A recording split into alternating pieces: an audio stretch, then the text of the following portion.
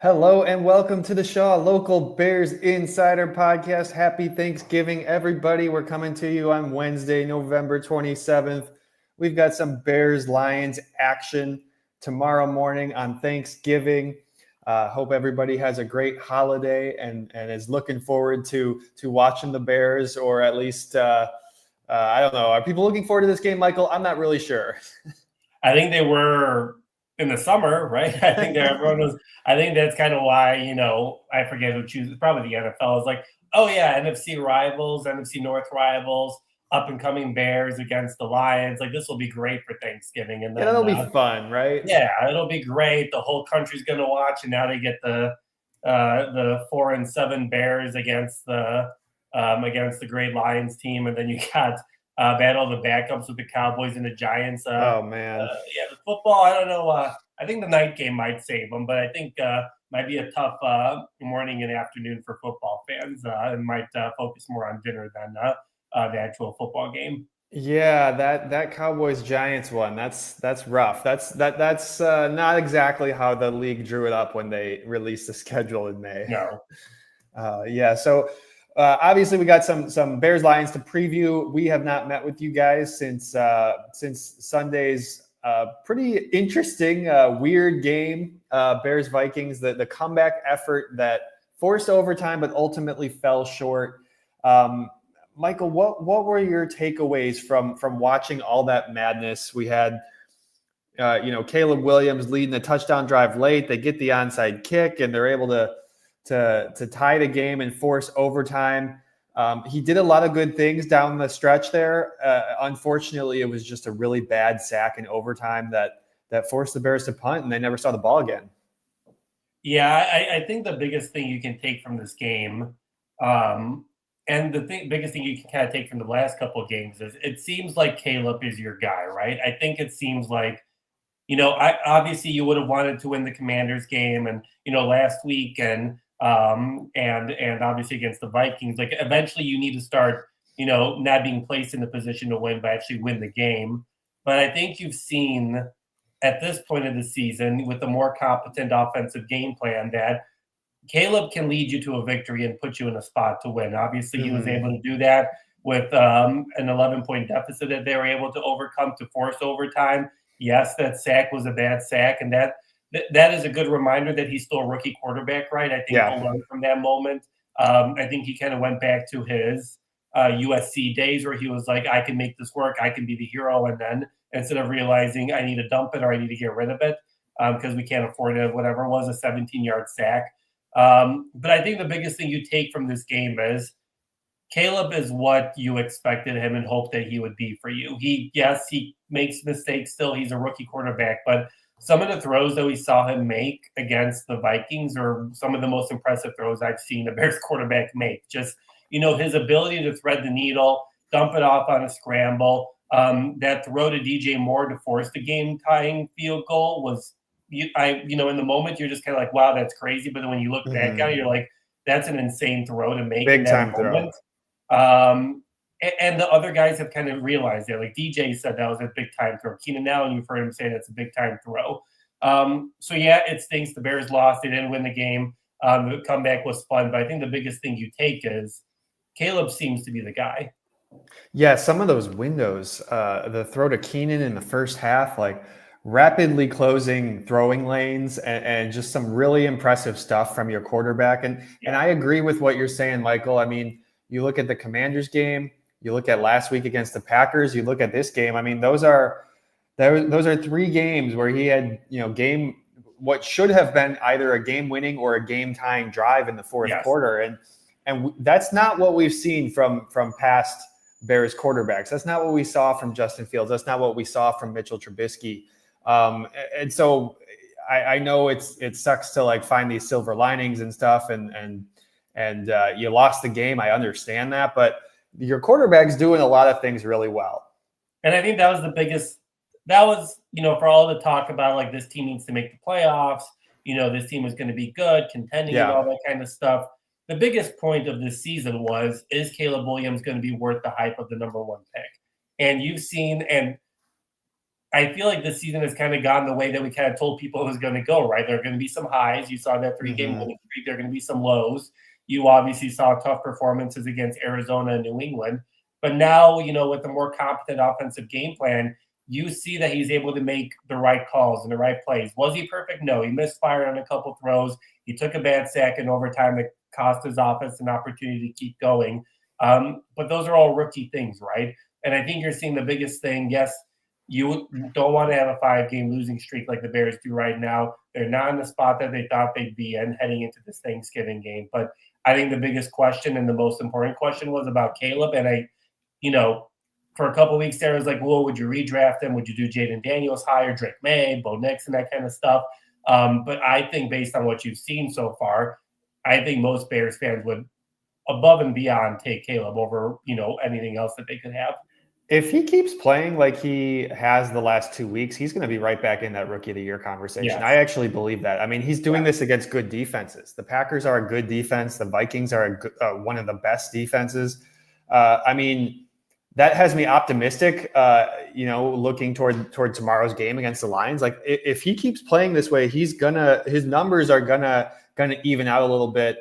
It's going to be hard to catch the passing yards of Jaden Daniels and Bo Nix, but you keep throwing for 340 yards, you're gonna move back up there. And on top of all that, he's protecting the football incredibly well. I mean, I don't know the last time a Bears quarterback has gone this long without throwing an interception or fumbling the ball away. I'd have to look that up, because this is, I mean, he hasn't had a turnover since the London game. That was 6 weeks ago, including the bye in there.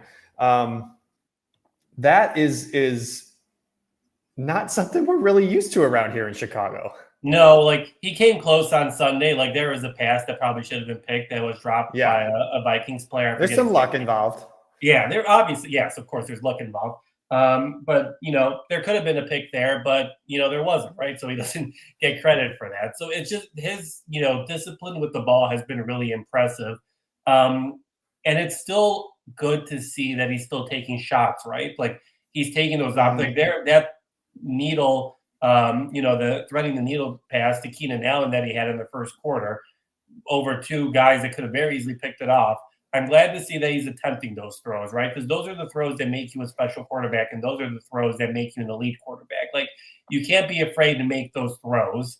And I think you're seeing, so that's why I think it's really impressive that he's still making those throws, but he's not throwing a pick. He's not fumbling the ball. He's, is he taking the sack where he shouldn't be? Yes, he is. That those are still things he needs to work on. But he's being very, very careful with the ball, which is really impressive to see from a rookie quarterback where, against the Colts game, we saw a bad interception. We saw a couple bad picks.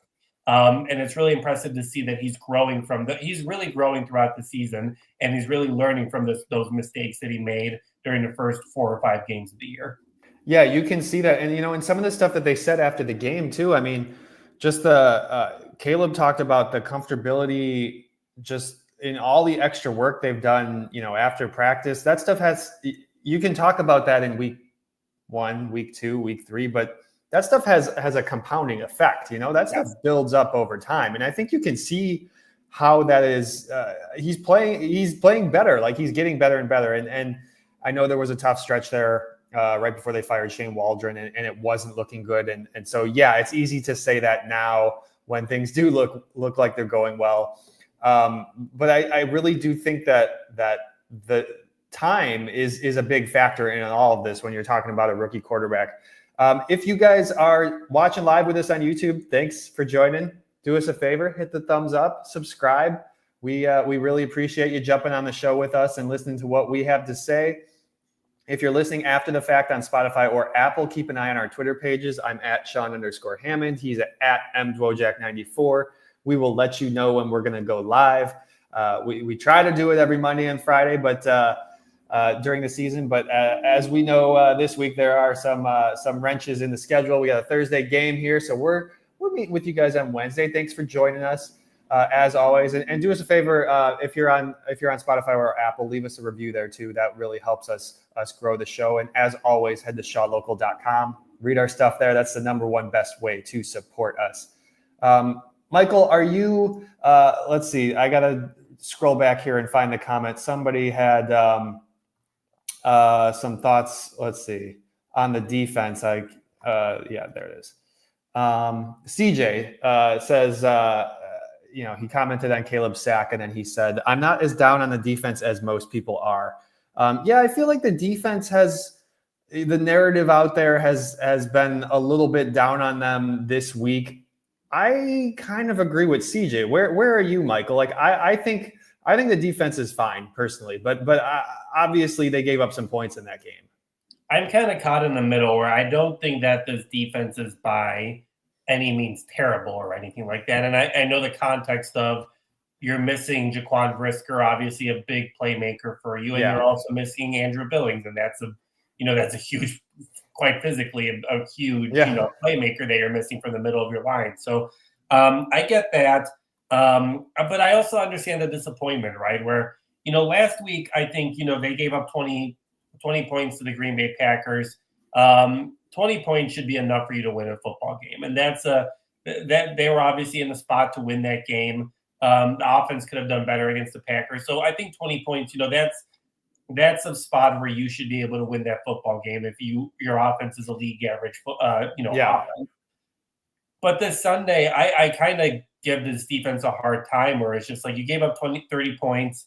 I think the biggest thing for a lot of these people, for everyone who is kind of down on them, is just like with the Packers and the Vikings, it just seems like there's little resistance, right? I think that's the biggest thing where sure, there's like the Bears got that, forced fumble at the 1 yard line against the Vikings to start things off.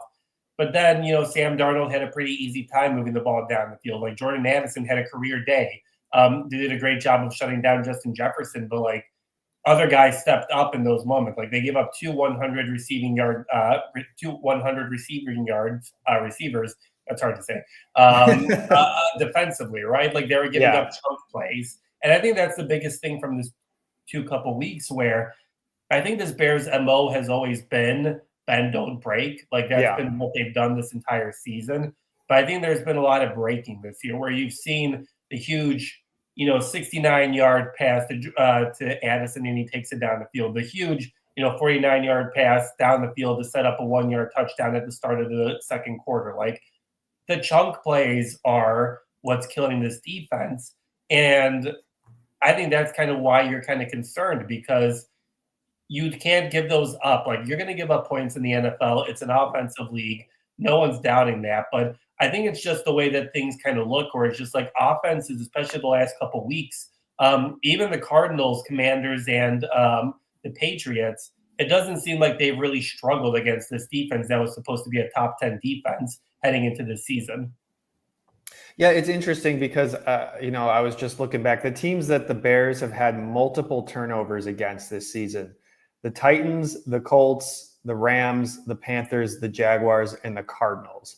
And then, you look at the games where they had one or fewer turnovers. And I mean, it's the better teams on their schedule. And maybe that's no surprise. Maybe this isn't like groundbreaking analysis here, but the Texans, the Commanders, the Patriots, the Packers, and the Vikings, those were all one or no turnovers for that defense. And really, you'd like to see them come up in those big moments. I mean, overtime would have been would have been a great time. Against the Packers, I know they had the one interception, but like that's a quarterback who's throwing the ball to the other team a lot. You'd like to see them take advantage of that in those against those better opponents, and obviously they have a lot of good opponents here down the stretch. The other thing too, I mean, you look at the score of this game, you see 30 points. Look, the touchdown after the muffed punt is like a 15-yard drive. Like that's a terrible spot to put your defense in. One of the other touchdowns was the Vikings started the drive at midfield, and so those are two of your three touchdown drives where they have a short field essentially. And I know Jalen Johnson had some penalties in that game, and Jordan Addison had a good game, but I just feel like this Bears defense is going to be fine. Now, obviously, I say that, and they're running into a buzzsaw tomorrow, so that's going to be a really tough matchup. But I'm not really down on this group right now after this Vikings game. Yeah, I would just say that I kind of agree with Brian's Hat, which is a funny name. Welcome, Brian. Yes. The home run plays need to stop. I think that's the biggest thing, right? I think, you need to stop giving up the huge plays. There's nothing wrong. Like, you're going to give up yardage, you're going to give up points and that kind of stuff. But I think that this team has kind of struggled with overcoming the home run plays. Ever since the Hail Mary play against the Commanders, it seems like this defense has really struggled with kind of regrouping after giving up the home run play. Because, every offense is going to pick up a 30-yard pass or go for a big run. That just happens in this league, right? But it just is interesting the way that this team has kind of failed to kind of regroup from giving up the home run play. Like, usually at the beginning of the season, and obviously, like you said, this was against, inferior offenses compared to what they're taking on now. But it just seems like there's been more breaking after giving up the home run play than there has been in previous games. Yeah, that's that's totally fair. Like they have given up some big plays. Obviously there's the Hail Mary, but that's something that has, you think even back to week 1, like the against the Titans, like there was that big run early in the game. I forget how long that was. Like every once in a while, there's a big play like that just it's those are the ones that are backbreaking, and you got to try to, obviously that's going to happen against every defense is going to give up plays like that, but or at least most of them. But the really good defenses limit plays like that. Yeah. And those big chunk gains. Let's see. There was one other thought. Oh, I saw some folks in the chat before we move on to the Lions. Sports Chicago Style is saying that DeAndre Carter. The debate in the chat looks like there was some Tyler Scott talk. He was inactive. You and I were joking in the press box when we saw the inactives. We were joking about the folks here on the chat because we know you guys are Tyler Scott fans and want to see him more. And yeah, unfortunately, he was inactive. He did not play in this game. He has not really. I think he's got 2 snaps in the last 5 games or something like that. And the only thing I want to push back on that is I do think that DeAndre Carter is also a Chris Beatty guy, the wide receivers coach. Those two have been together at past spots. The Chargers. I'd have to go back and look if they were together anywhere else. But in talking with Chris, I mean, he really likes DeAndre Carter, and that's essentially what he said is like, yeah, like he's going with the veteran over the young guy. And I don't know if that's the right answer. Especially you go down the stretch here, you're out of playoff contention. You probably want to start playing your young guys, but maybe that's just me. No, I would agree. I don't see the harm. You drafted this kid. Like, what was he, a 3rd round, 4th round pick a couple years ago? Like 4th round, yeah.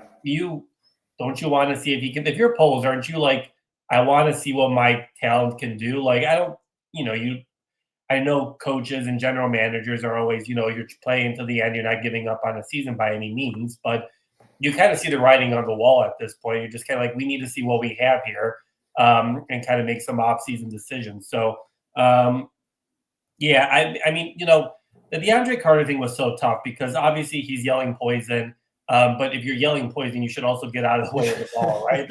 Listen to your own advice, right? Like it's kind of like, and he after the game he took full responsibility for it, obviously, like he was going to. But listen, he did return a punt. I forget how young, or a kickoff 55 yards to put you in position to score and kind of win the game. And I'm not saying that takes away from the mistake because that changed the momentum of the game. That made it a 2-score game as opposed to a 1-score game, but.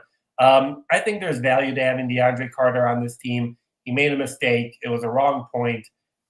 He's been fine and like giving you a couple boosts sometimes offensively, but I understand why everyone, and I would kind of agree with everyone in the chat where they're just kind of like offensively, put Tyler Scott in, just see what you have, because you used not a high pick, but like a mid-tier pick. Like you want to see, like if you think your starting left tackle is good from the 4th round, should you see if you have anything wide receiver rise, especially since I don't think Keenan Allen is long for this team, so you are going to need a 3rd, 4th guy in there eventually.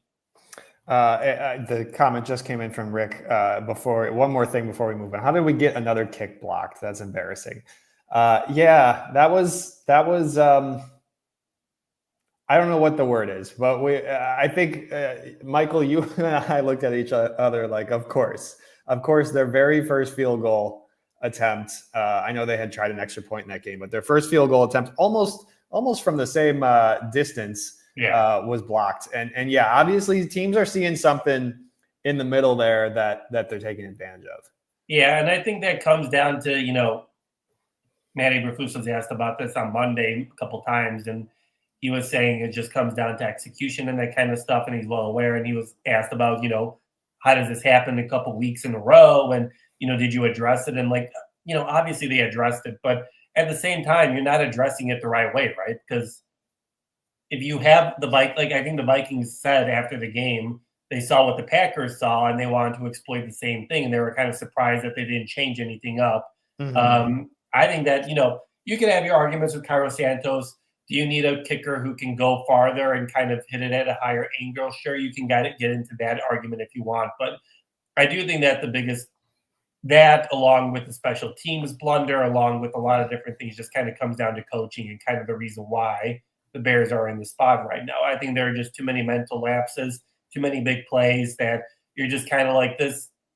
For how much we talked about how well coached and how, prepared everyone is, I feel like there are just still too many of these lapses where you're kind of like, well, this isn't a winning teams don't make those types of mistakes. You know what I mean? No, they don't. And you see, I know the Bears aren't going to be in the playoffs, but when you get to December and January, those special teams blunders have a lot more importance, and you see teams win and lose games on special teams in the playoffs. That happens every single year. There's always games like that the weather gets bad, and literally every play matters, even when you're punting the football, when you're kicking the football, all that stuff. And yeah, you're right. Like good teams, the good teams are really good in that area, in the special teams area. And I mean, I think the Bears have been fine up until these past couple of weeks, where obviously there's some miscues that are really standing out. I think. Okay. Sorry, I was go just ahead, going Michael. to say, I know that there were 3 blocked kicks. I kind of look at that number with with a grain of salt, where you're just kind of like, well, one of those was Cole Kmet snapping. I know obviously that shouldn't that kind of goes into context, right? Where it's it's probably a little slower. Yeah, the whole operation. Right, he's done it before, but he's not your starting long snapper. So that kind of plays a role into the factor too. No, definitely.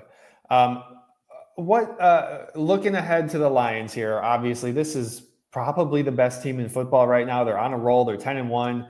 Their offense is rolling, both in the passing game and running the football. Do the Bears have any shot in this game tomorrow, Michael? Short answer, no. I hate to be so negative around the holidays and that kind of stuff, but I don't think all right, here I'll go with this. I don't think this is going to be a blowout like a lot of people are saying it's going to be. I actually think that this offense is getting good momentum right now with a short week going against the Lions. I know they're at home, so they kind of have a benefit there, but a short week is a short week. It's kind of Thursday games are always tough, especially 11:30 on a Thursday or 12:30 local time. I guess it's a little weird. Yeah, it's weird. So I think that the offense will actually hold its own in this game. I just don't. I know we were just talking about the defense, and I know you're not as worried about the defense as most people are, and maybe as much as I am, but I just don't. This offense is so dynamic for the Lions where I don't think the Bears have an answer for Jahmyr Gibbs or David Montgomery. I think that this team, I've heard some people say the Detroit game plan should be just run the ball, because the Bears have not shown an ability to stop the run at all this year, which is very interesting considering, for much of the year, even before Billings got injured, this was pretty much the same defensive group that was very elite at stopping the run last year. And for some reason this season, it just isn't working for some reason. So I just don't know if the Bears, have an answer defensively to stop the running attack. And you can stack the box, and then you obviously have St. Brown, who's an elite wide receiver, one of the best in the league, right? And Jared Goff has really found his positioning well with the Lions here. So I don't think it's going to be a blowout by any means, but I just don't know if this young Bears offense can keep up with this fairly experienced Lions offense at this point. I hear you. I 100% agree. I actually do think that the Bears will fare better than maybe most people nationally are expecting. I mean, uh, we and anybody listening to our show, obviously we pay attention to this Bears team pretty closely. Like this offense is playing a lot better these last 2 weeks. And I do think that they can score some points against the Lions, but I don't know that they're going to be able to keep up with this really high-powered attack. I mean, the Lions can beat you in so many different ways. They have so many different types of weapons at Jared Goff's disposal. I really just think that while I do think the Bears defense is going to be fine. I mean, this is probably the best offense in football. I mean, these guys are going to score against anybody, and I think the Bears will keep it a little bit closer than most people are thinking. I'm gonna dive right into my game within the game because you kind of mentioned it. I mean, I'm watching that Bears. I think the key here is going to be the Bears defensive line, and you touched on it. Like obviously, Andrew Billings is out, and that was your big run stopper. That's going to be both these running backs are different styles of players, but both really really talented. And that Lions offensive line is probably the best in football. I mean, those guys have been together. They got former first round picks at both tackle spots and at center. I mean, that's how you build a football team that just comes out and punches you in the mouth. And obviously that's over several years of drafting and building that unit. But those guys are really good. And I don't know if the Bears defensive line is going to be up to the challenge. I mean, the zeroing in a little bit more too. I think the matchup that I'm really watching is Montez Sweat against Penei Sewell, the right tackle. Montez almost always lines up against the right tackle. And that's Penei Sewell, who might be the best right tackle in football. That's going to be a really fun one-on-one matchup to watch. And talking to Montez yesterday, he does get excited for those big time matchups. And this is definitely one of them. Yeah, and you kind of saw him do it better, right? Obviously, against the Vikings, kind of step things up a little bit. But I forgot that that's something that I want to talk to you about. Just how this defensive line has not been able to get any pressure at all, which is kind of I don't think Jalen Johnson wasn't throwing his defensive line under the bus when he met with the media on Monday, but that was something that he kind of pointed out when he was talking about the defensive struggles, where this line is not able to create much pressure. Like Sam Darnold, I think they sacked Darnold a couple times on Sunday, but for the most part, he had a lot of time, in the pocket, and he was able to do a lot. And this offensive line, like you said, like Detroit, like for a lot of years, there were some years where experts were like, well, why are you taking a lineman this high? You have like a number 5 or number 4 draft pick. Why are you taking a lineman? This is why you're taking a lineman, right? Like they built their team inside out, kind of the opposite of what the Bears did. And you're seeing the success, right? Like that offensive line is one of the best in the league. It protects Jared Goff really well. It creates a bunch of holes for Gibbs and Montgomery. So it'll be really interesting to see what the game plan is about, how they're going to, attack Goff, try to clog up the holes, because, I don't think we've really seen this Bears defensive line be able to do it for much of the season at this point, especially without Billings. No, this matchup is not good when you're without your best run stopper. Yes. Michael, do you have a game within the game, a position battle or a one-on-one matchup you're watching this week? I'll go on the offensive side. Since we kind of talked about the Bears defense, I'm curious to see how Caleb is able to kind of continue going against this Lions secondary, where this Lions defense is very good. Like it's very a lot of credit obviously goes to the offense, but this defense plays very well too. I'm just curious to see whether Caleb is able to exploit some things that he's kind of seen on tape and, gain some experience. He talked yesterday when he met with you guys that, this is his first ever Thursday game. He's never done that before, obviously in college and high school and that kind of stuff. So I'm really interested to see how much that kind of plays a factor with him, and whether he's able to exploit some things that he sees, whether the defense is tired, or whether they haven't been able to fully regroup because they're playing on Thursday afternoon. So I'm really just interested to see. The Lions don't give up too many passing yards and that kind of stuff, and have contained some quarterbacks that they play fairly well. But some, their game against the Colts last week, Richardson was able to kind of exploit some things, and he was able to kind of create some big plays. So I'm curious to see whether Caleb is kind of able to watch what Richardson did last week and kind of replicate that on Thursday. Statistically, actually, you look at what the Lions are doing. Like teams can put up some passing yards against them. Yeah. They're 25th in passing yards, but then on the flip side, though, they're number 2 in the red zone, and they're number 3 in interception rate. So while they might give up some yards in the air, certainly Caleb Williams has a chance to throw for some yards in this game. It's going to be about finishing off those possessions with touchdowns and taking care of the football, because the Lions do intercept the ball at a pretty high rate. Yeah, it'll be, and again, that goes back to his decision making, right? Like he's looked good. He's done well against he did. I thought like he aced his, test against the Brian Flores defense. Obviously a few sacks here and that sort of stuff. I feel like he did really well and he was put in a good position, but listen, this is another good test for him to kind of show whether he's able to make those explosive plays or, whether he's able to kind of see what the defense is giving him instead of like forcing some things based on what the play call is. And another team that had a really high interception rate, one of the only 2 teams ahead of the Lions on that list was the Vikings. And he took care of the football and he did his job in that area. Okay. Our most valuable bear, if you're listening, if you're in the chat, throw your most valuable bear in the chat. We'll throw them up on the screen. Just a recap here. Last week, Michael, we both went defensive. We're our best of 17 series here. We were tied 5-5 going into last week. We're doing this based off who has the higher fantasy points, and we do have some metrics for our individual defensive efforts. You went with Montez Sweat. I went with Kevin Byard. Have you looked at this, Michael? Do you have a guess as to who won this? No, I don't even know how to look it up, to be honest with you, especially defensively. Okay, so Montez Sweat had a sack. That's 4 points. 2 tackles for loss. Those are 3 points each. That's 10 points. He's worth more than a sack. That's interesting. That's no, it's not. A sack is 4, a tackle for loss is 3, but he had 2 tackles for loss. Okay. And then 2 tackles gets him to 12, and an assisted tackle gets him to 12.5. I went with Kevin Byard. I was hoping for an interception. I was looking for an interception. Yeah. He did come close. He had 11 tackles. Those are 1 point each. He had 2 assisted tackles. That's 12 points. It was with 12.5 points. Montez Sweat beat him out by half a point. Let's go. That's a victory for you, Michael. You take the lead 6-5 in our best of 17 series.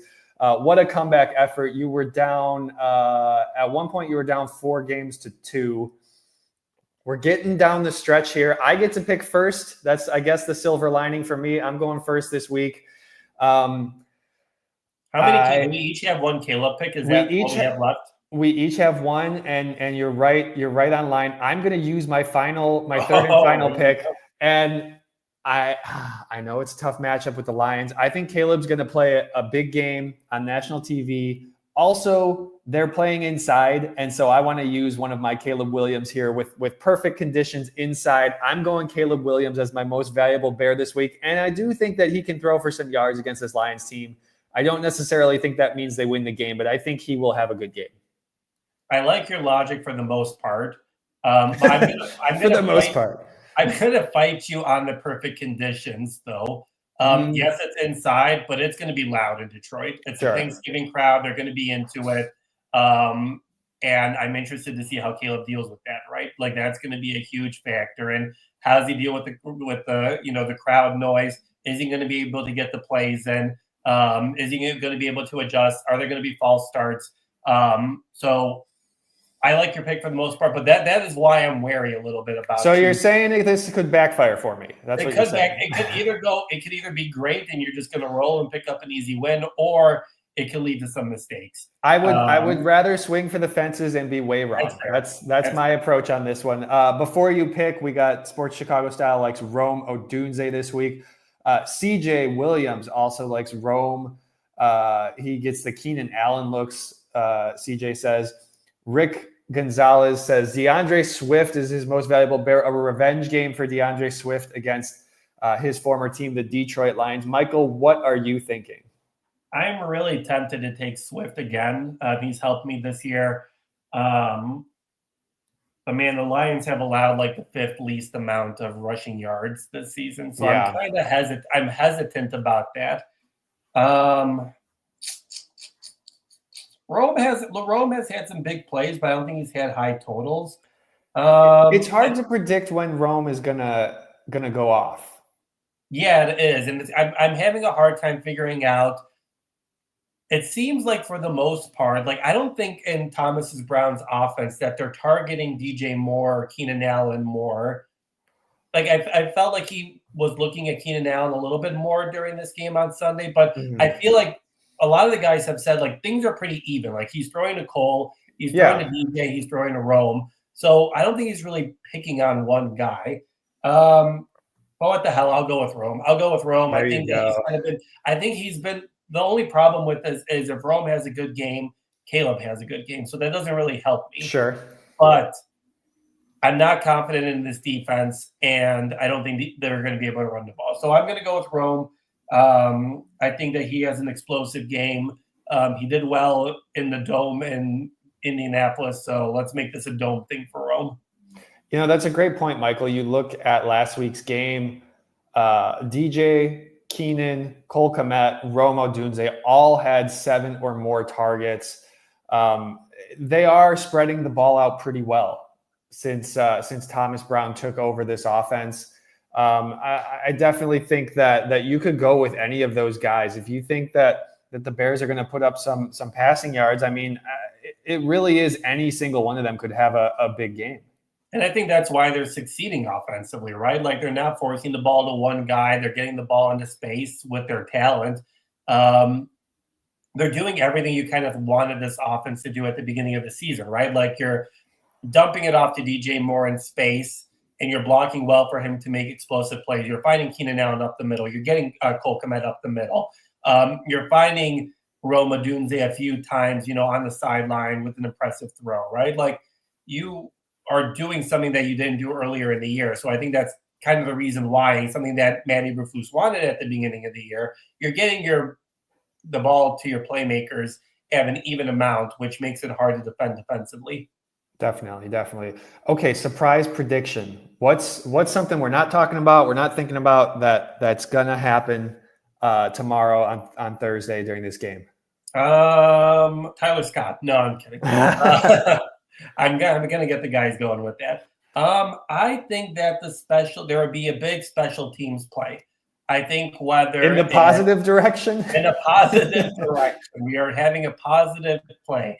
I think that whether it's dare I say, a punt or a kickoff return for a touchdown, or like a big, punt at the 1 yard line, I think there's going to be a big special teams play. I think that this group has kind of taken it the past couple of weeks and have kind of struggled. So I think that we're going to see a big special teams play that kind of helps the Bears be in a closer spot than they would have been. They could certainly use that. They could really use like any sort of positive momentum, something to hang their hat on, because it's been a rough go for those guys. Yes, it has been a rough go, and Cairo Santos kind of said that after the game, right? Where it's like, yes, it's been tough. They haven't played to, Richard Hightower's standard, but they're hoping to use like the onside kick, the big kickoff return, and the game-tying field goal as momentum heading into a tough environment. So I think that kind of translates over into Thursday's game. And like we talked about, like there's a potential for some, tiredness, some mistakes to happen. And I feel like those mistakes happen a lot, as the Bears have kind of seen on special teams. Sports Chicago Style says his surprise prediction is Flus is fired on Friday. I really hope not, because I'm trying to have a weekend. Rick Gonzalez says no blocked field goals. Yeah, that would be a surprise after a couple of weeks. I'm actually going to kind of piggyback off one of the things you were just talking about. My surprise prediction is going to be, I think the Bears actually run the ball well in this game. I think they're running the ball better since Thomas Brown took over. I think they're healthier. We didn't talk about injuries. Ryan Bates has been limited this week, although they haven't really had a real practice. So I don't know that you can read into that. Sure. It's been walkthroughs. He might be back for Thursday's game. But either way, you still got your tackles. You got Tevin Jenkins back. I think they're going to be able to run the ball. I'd say they're and yes, this Lions defense has been really good against the run. I think they run for. I think they pass 100, 110, 115 rushing yards, which would be beating the average against this Lions team. I'm not saying they're going to go crazy, but I think that they will be fine running the football against a really good Lions run defense. I think, maybe, I didn't pick him for my most valuable Bear, but maybe this is a little bit of a revenge game for DeAndre Swift to go into Detroit, have a big game on Thanksgiving. I think that would mean a lot to him. I asked him about that yesterday, and he, of course, downplayed all that. But I think that's got to mean something to him. Yeah, especially since when you move on from a team and you go somewhere else, and then obviously a lot of guys should try to be professionals and obviously move on, and that's obviously what you're supposed to do. But there's a little bit there. Don't you? They're all humans, right? Don't you want to prove that you're good? There's a human effect to it. So I would agree. I could see him kind of showing out as a rusher, even as a pass catcher. We've kind of seen that a couple times. Yeah. With the big game against his former team. All right, we're down to our last segment here. Our picks. Who you got? What's your score? What's going to happen on Thanksgiving morning, Michael? Lions are obviously going to win this game. Based on everything that's kind of going on, maybe they found them in a good spot. They lulled them, but based on what you hear from Detroit, I forget what the stat it is. I think they maybe lost 7 straight or 6 straight Thanksgiving games. I think this is a really talented team, motivated to kind of show out on Thanksgiving in front of their home crowd, in front of a national audience. So going against an NFC North rival, and the Bears played them well. Both they should have won both of those games last year instead of just one of them. So I think that there's no lack of motivation for Detroit heading into this game. So I don't think it's a trap game. So I think that the Lions win this game, but like I said, I think that the offense will hold its own. I'll go with a 32-23 win for the Lions. I think that the Bears kind of keep up pace, but I think that there are a couple mistakes, whether it's Caleb, whether it's someone else offensively, where I just think that it's a very tough environment for this offense to keep up with Detroit. I'm totally with you. I do think this is going to be closer than some people are expecting. I'm going Lions 27, Bears 20. I think the Bears will score a couple of touchdowns. I think the Bears defense can keep this offense under 30 points, which is hard to do.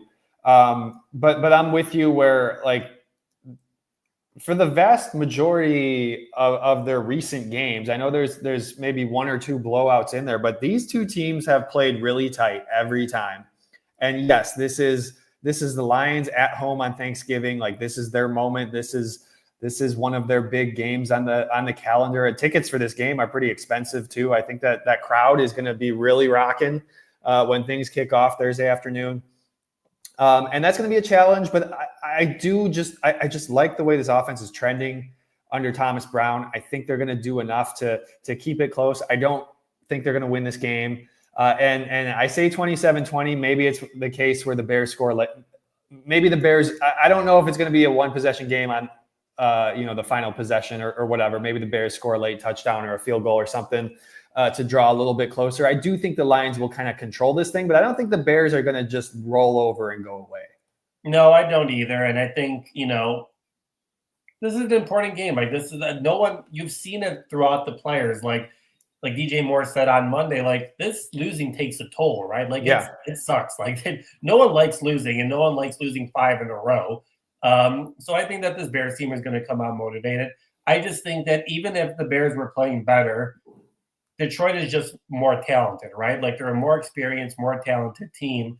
And I think they just have more playmakers in order to win a tough game at home on a Thanksgiving holiday. They have so many different ways to beat you. They have so many weapons. It's hard to contain them all. So I think we're on the same page there. But we got to get going. Thank you, everyone, for joining us here live on YouTube. Do us a favor one more time. Hit the thumbs up, like and subscribe on Spotify and Apple. Leave us a review. Those things really do help us grow the show. Be sure to head to shawlocal.com to read all of our Bears coverage. We'll have a bunch of stuff up there on Thursday. after the game and of course during the game and all that stuff. And please consider subscribing. That is the number one best way to support us. He's Michael Dwojak. You can find him on Twitter at mdwojak94. I'm Sean Hammond. You can find me at Sean_Hammond. We're both on Threads. Michael's on Blue Sky. You guys know how to find us. Search our names. You'll find us. We're on all the social medias. This has been the Shaw Local Bears Insider Podcast. Thanks for listening, everybody. Have a great Thanksgiving and enjoy the game.